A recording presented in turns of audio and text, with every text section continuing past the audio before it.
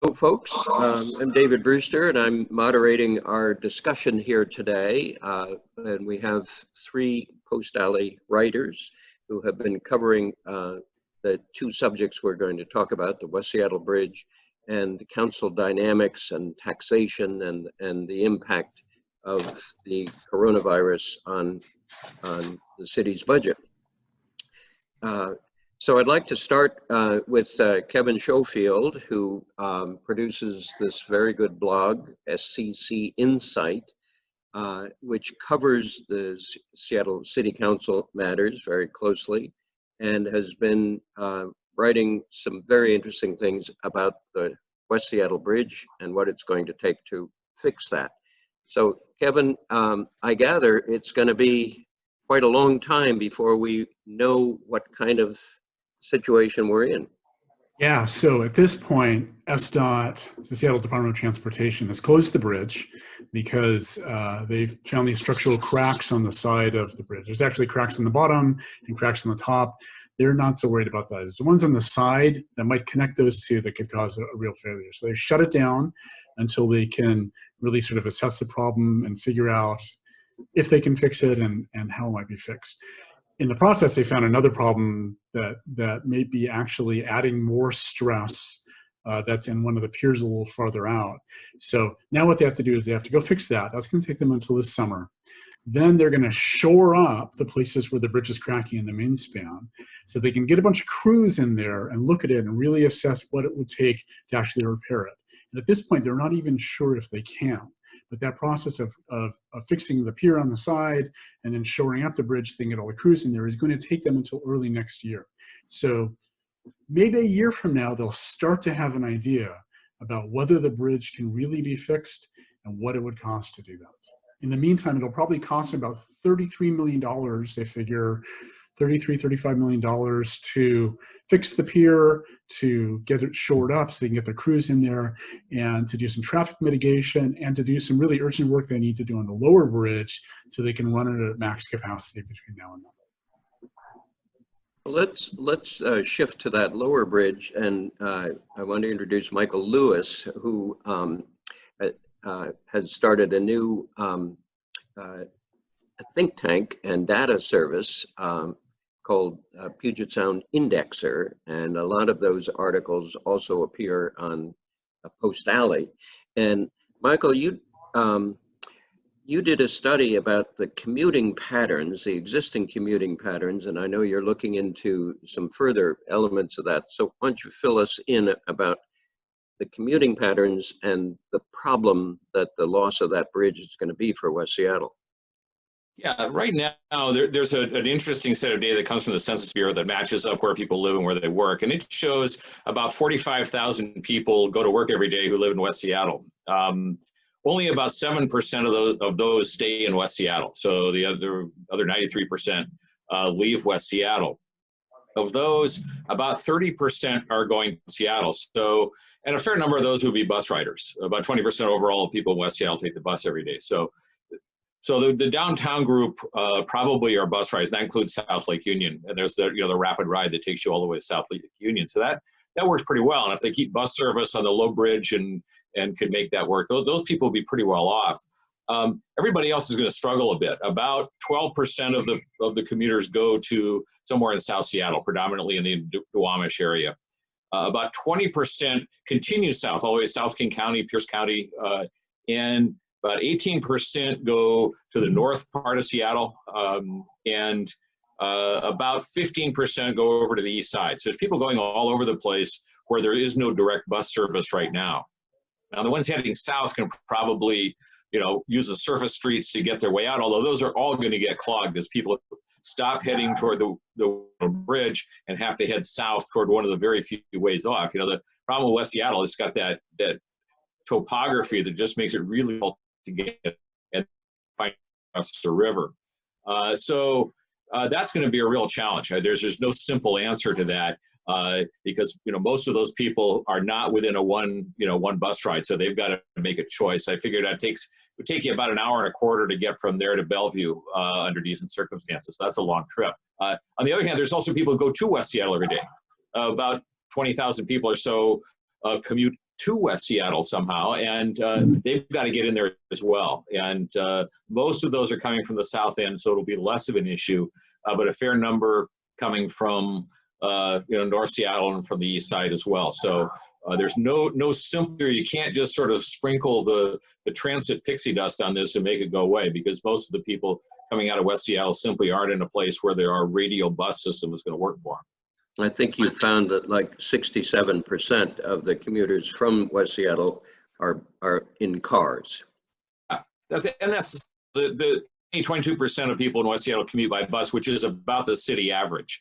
So most people are getting into cars. Most of us are single.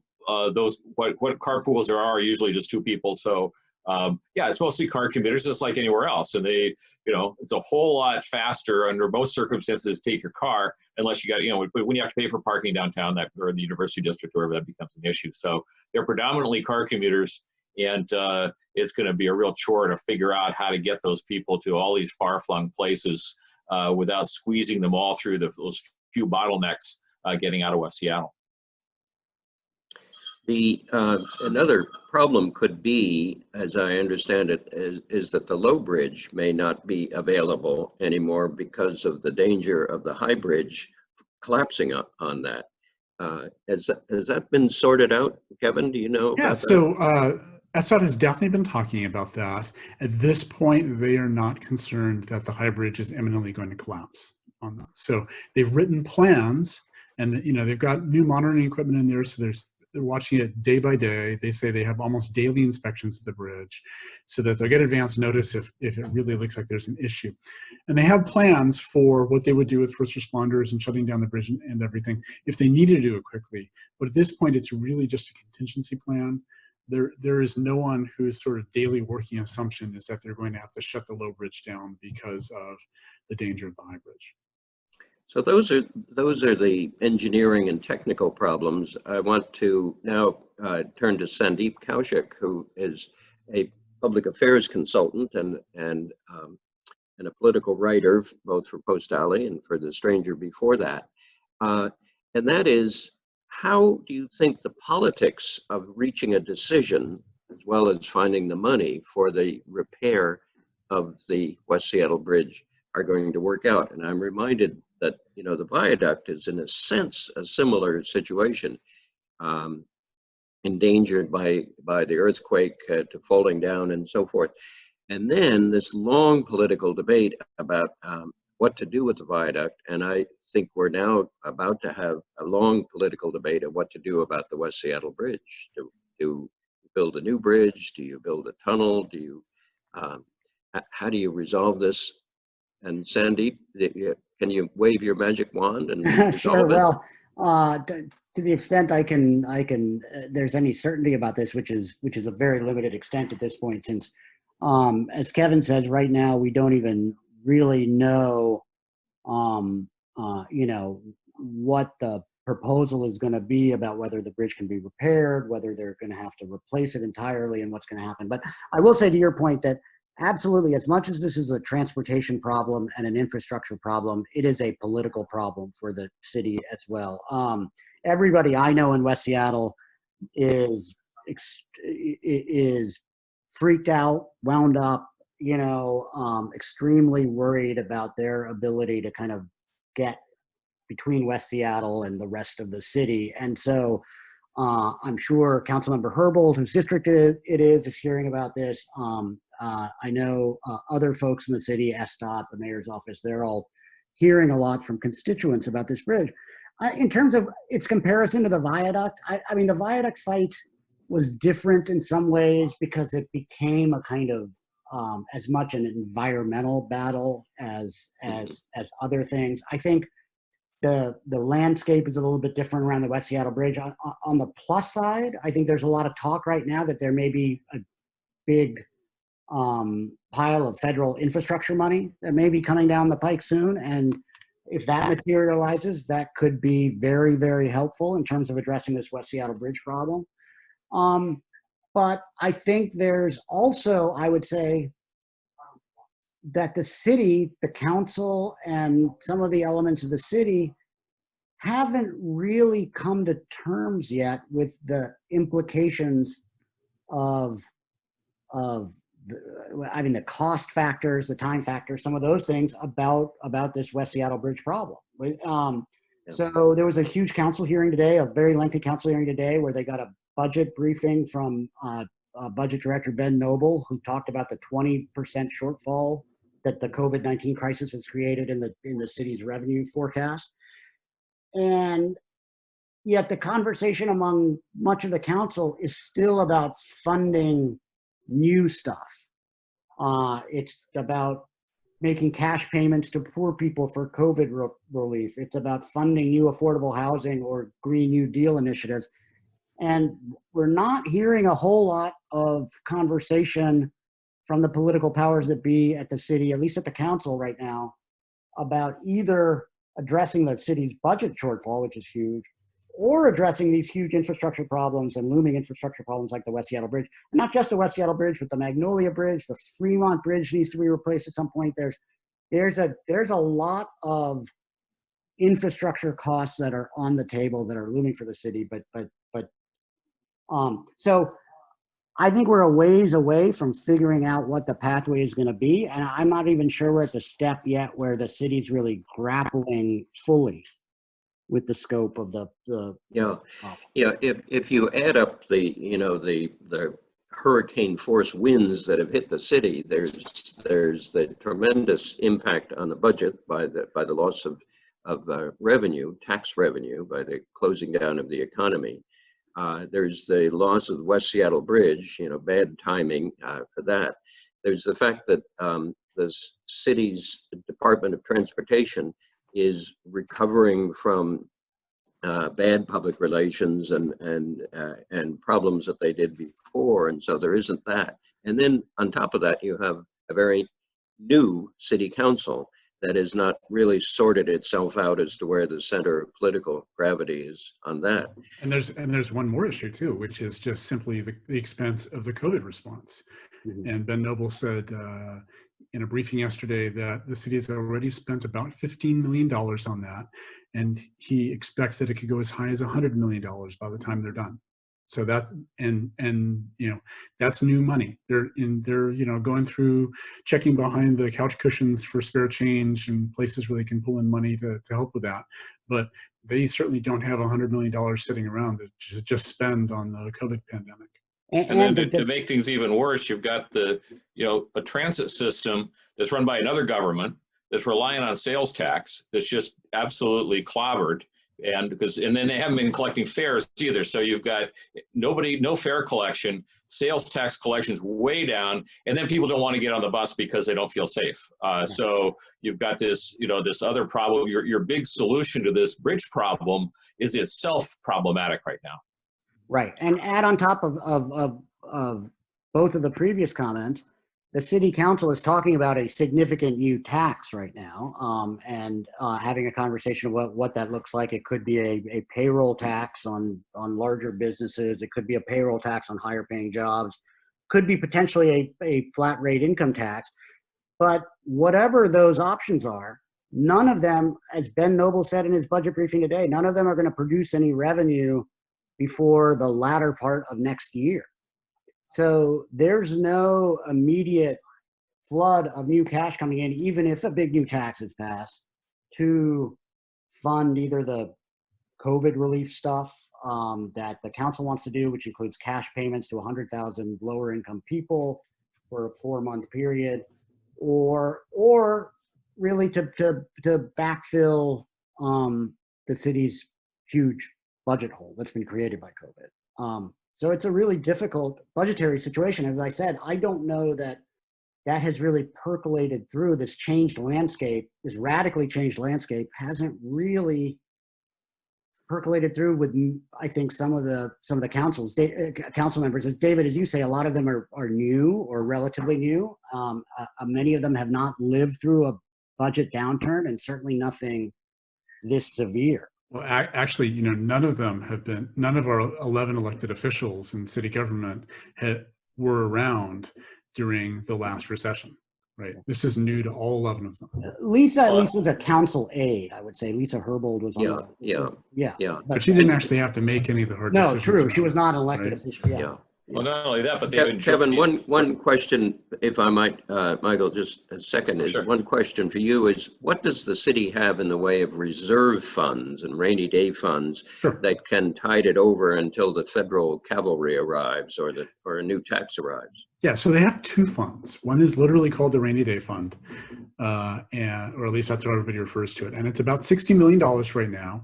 And its explicit goal is to be a buffer for revenue shortfalls. So what we're seeing right now with, the revenue drop off, this is exactly what it's supposed to do. $60 million is not going to fill that hole, but it was really intended to add a little bit, kind of just smooth things out a little bit over a few years if there's a bit of a downturn.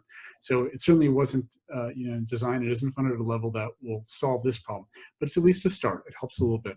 They also have about a $65 million emergency fund, which is actually intended to be used for things like what's going on with the West Seattle Bridge right now, where suddenly a major piece of infrastructure fails. And there are things that need to be done around that. So altogether, they've got about $125 million between those two that they can spend. And that's a start. The holes that they're facing are much bigger than that. But it's at least a start. How much bigger are they? What was the estimate for just this year for the city budget? The city budget revenue shortfall this year, they've got a couple different scenarios because this is still new to everybody. And the city at this point hasn't even actually seen any hard data on what its revenues are going to be because most of the sort of quarterly collections and things like that have all been postponed out to June. But based upon sort of local and state and national projections, they're looking at somewhere between $210 million and $300 million shortfall for revenues this year. And that will pick up a little bit next year, and it's probably going to be 2022 before it's close to being back at 2019 levels again. One question for you, Michael, is given all this and the city raising taxes and these other problems, I know you live over on the east side. Is Bellevue rubbing its hands and expecting everyone to move to Bellevue? Yes, actually. The interview with Kemper Freeman was published in the Business Journal the last couple of days, and he's not saying that in words, but he's certainly saying that Bellevue and the east side are very well positioned going forward coming out of this. The industries that anchor over here, Microsoft and now increasingly Amazon and other tech companies have really weathered this well. And he sort of expresses his sadness of what's going on in Seattle, but I think right underneath the surface there, he's pretty excited. And a new payroll tax in Seattle plays right into that, right? Yeah. If there's a bunch of furloughs that happen over here, and companies have a choice of rehiring people in Bellevue as opposed to in Seattle because it's cheaper, there's at least some of them are going to do that, right? Well, so the east side. Go ahead. The east side has experienced the same big revenue jumps as Seattle, but they haven't had the burden of dealing with things like homelessness and these other things that are just big revenue stops. So they've got a lot of money to play with over here. It's interesting that in the legislature on this past session, there was an attempt to have a county-wide business tax, a new business tax, that would have yielded to Seattle about $100 million that was aimed at housing and homeless services. It fell apart, but it might have established a comfortable figure that the business community, and this was led by Microsoft and Amazon and Starbucks to some degree, as a way in which maybe some political peace could be arrived at. The components of this are a countywide tax, not just a Seattle tax, focus on housing and homeless issues, and not 500 million, but 100 million in terms of what Seattle gets in that. So there is some grounds for finding a consensus. Yeah, on and this. and I don't think it's as dead as people like to think it is. You know, the governor is widely expected to call a special session of the state legislature in June, and there are a bunch of folks that I've talked to who are hoping that the legislature will pick up this idea again. And given the financial challenges that are being faced at the city, county, state level right now, this could very easily be back on the table again. What was interesting about the Olympia proposal, I mean, among several things, but what was really interesting about it, which would have created the authorization for the county to levy this $100 million tax, was that it had, David, as you're pointing out, the support of the business community. That's where it came from. That's right. They were willing to step up and pay that. And I think we are expecting to see from Councilmember Teresa Mosqueda an alternative to the Sawant Amazon tax, probably next week. And the numbers I'm hearing is it could be pretty similar, and the numbers and the concept I'm hearing is that it could be pretty similar to what was proposed in Olympia, but done citywide as opposed to countywide. I don't think that will have the same kind of positive reaction from the business community supported proposal. I mean, I think they really wanted something countywide, and I think certainly with the changed circumstances under COVID, the idea of now going forward and funding a whole bunch of new stuff like affordable housing and Green New Deal stuff and cash payments to lower income folks, I think a lot of people are going to balk at that at a time when you know, city revenues, as we've been discussing, have fallen off a cliff. So I think the circumstances have changed, but I do think we will see an alternative proposal that is sort of more in line with that Olympia proposal here in the city as soon as next week. Very good. Thank you all very much. A very good discussion, and obviously an awful lot of exciting political stories to come. So I hope folks continue reading us on Post Alley and elsewhere for this epic year. Thank you, Sandeep. Thank you, Michael. Thank you, Kevin. And thank you for watching. Goodbye. Bye-bye.